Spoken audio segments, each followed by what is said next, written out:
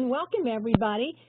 Today we're going to talk about the CMS hospital standards or conditions of participation on medical records, which most of us refer to as, the Health Information Management Department. But anyway, on slide number 3, you will see that I gave you my phone number. And if you have any questions, don't hesitate to give me a call. I don't accept emails because sometimes I don't get them, I don't understand them. But if you call me, I am happy to help you.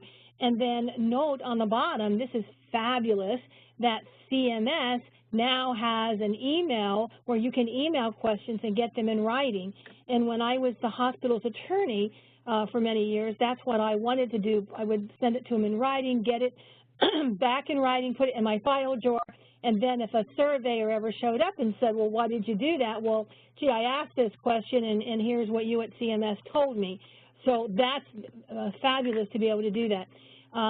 We have some objectives for today, and we want you to remember that CMS has a section or a chapter, as I call it, in the hospital conditions of participation, that 525-page manual that you have to follow, and it's on, there's a section on medical records.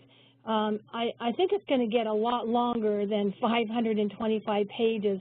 There are a couple of important proposed changes, and actually they affect medical records, so I am going to talk about them.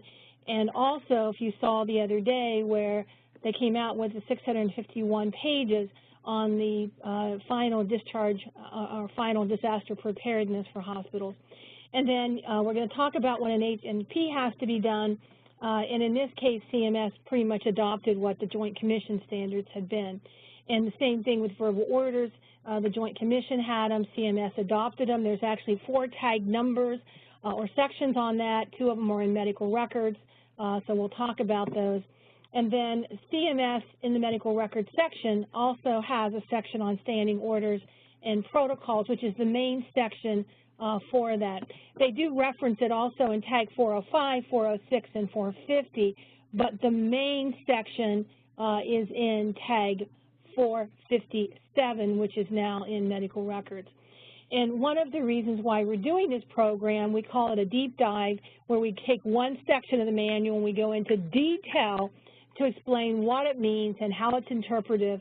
And also it's part of what we call the CMS readiness program, where it helps you to get ready. So when a surveyor does walk in for a complaint or a validation survey or a certification survey, that you will be more prepared.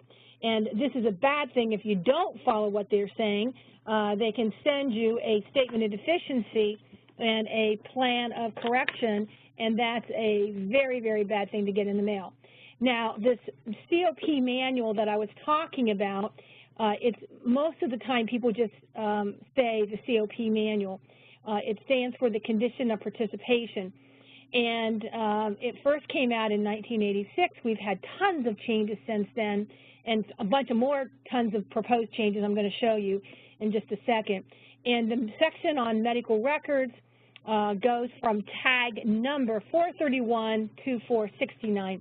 And how they end up in the manual is at step 1, they publish them in the Federal Register. When they're final, CMS comes along so that the surveyors will know what it means, and we as the hospitals will know what it means.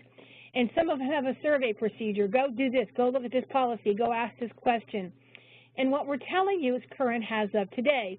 And so how do you keep current in the future? What if there's a change in a couple of months?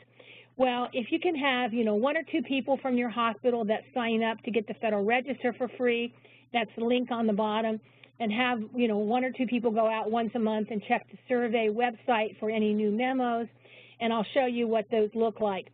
So this is the website, and the most important one to be able to keep up with changes, where the survey memos are posted. And then what you do is you just click on the one that you want, and up it will pop. Of course, they're all free. And I do want to mention that often when you go out to click on the policy memos that CMS is writing, and they're written for the surveyors, but CMS assumes that we're going to check this website. So anyway, for some reason they come up as 2015. So if you look in the middle where it says posting date, if you will just double click double-click on that, then it will come up with 2016. And I don't know why it does that, but just about every time I get on, it brings up 2015. And today we're going to be talking about Appendix A. If you're in a system with a critical access hospital, which is under Appendix W, you go all the way down to next to the last. The good news is that most of the standards are the same or identical. There's just a couple of things that are different, and I actually will mention them since we have so many hospital Appendix A, bigger hospitals that are in systems.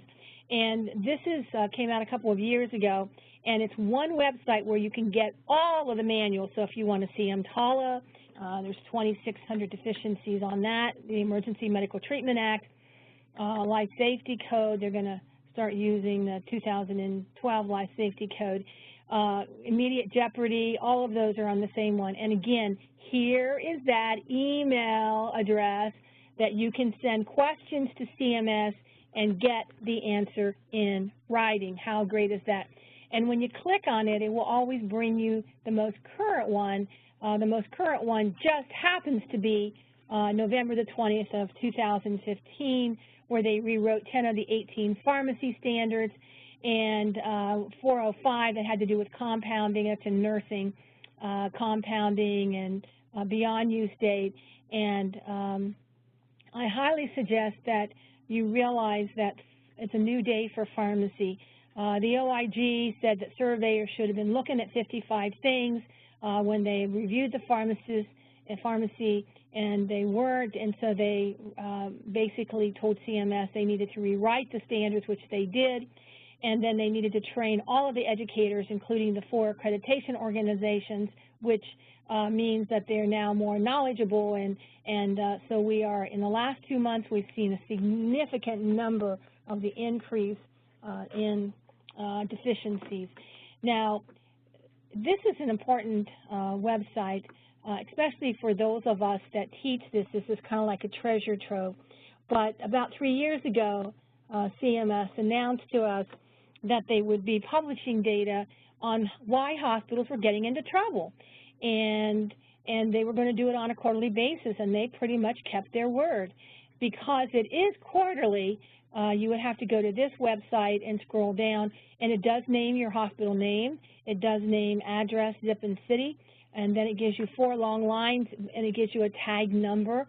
And I spend a lot of time reading these because, again, with teaching it, I want to talk to people about, if something never gets people into trouble. I don't really want to, I might mention it's a standard, but I'm going to focus on the things that are problematic that are getting hospitals into trouble. So this is data from May 13th of 2016, and you'll see the tag number, then the section, and then how many deficiencies the hospitals got. So on this page, you'll see the big winner is tag 438. 156 hospitals got into trouble because they weren't following that. On this one, the big winner is 450, which is time and date. It has some other things in it. You'll see standing orders are starting to go up, H&P. And H&P is in 2 sections, the same way consent is in 4 sections. And so sometimes they can pick they just have to be able to show a breach of the standard, and they can pick either one of those when they cite that. And that ends up being 480. So we are seeing that number go up, and again, you can go and read them. Now, when you accept Medicare or Medicaid, it's not optional. You have to follow this 525-page manual, and you have to follow it for all patients, even if they don't have insurance or they're workers' comp or whatever. And it doesn't matter if you're accredited by any of the 4 accreditation organizations, Joint Commission, CIHQ, DNV Healthcare, or HVAC, which was owned by AOA and is being transitioned to AAAHC. So again, even if you follow one of those, you can still get a complaint survey or a validation survey. And one of the things now, CIHQ, AOA, and DNV, especially the latter 2 because they're fairly new, their standards are pretty much exactly the same as CMS. Now, the Joint Commission had been around since the early 1950s, and their standards are a little different. Now, obviously, in 2008, it used to be in the federal law, they automatically had deemed status. Now they have to apply to CMS like everybody else.